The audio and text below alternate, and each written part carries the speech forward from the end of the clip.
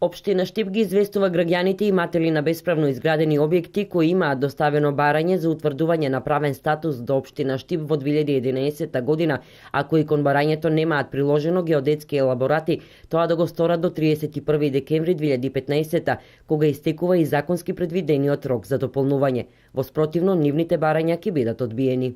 Дополнителниот рок за сега не се најавува, што значи дека до крајот на годината повторно ќе повториме, оние што нема да ги дополнат своите барања со потребни геодетски елаборати ќе бидат одбиени. Хаџи Николов истакна дека што се однесува до граѓаните кои сакаат да ги легализираат бесправно изградените инфраструктурни објекти или електронски мрежи и средства, и за нив се однесува истиот законски рок за поднесување барања за утврдување на правниот статус, но со пролонгиран рок за доставување на елаборат. Им дава можност да поднесат барање за утврдување на правен статус на ваков вид на објекти, исклучиво на ваков тип на објекти, но не на објекти од прва и втора категорија, куќи и слично. Значи овој рок истекува исто на 31.12.2015 година, со тоа што елаборатите за ваков тип на објекти може да се дополнат до 31.12.2016 година.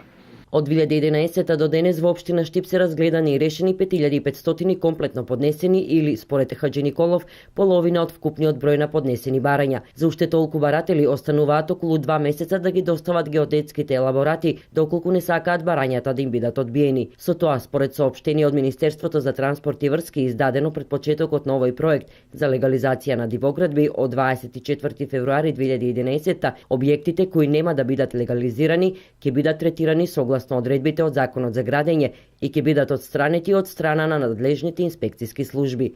Инаку за легализација потребни се само 3 документа, и тоа освен геодетскиот елаборат се доставува уверение за државјанство или копија од лична карта и доказ за приклучок на комунална инфраструктура или сметки за јавни услуги.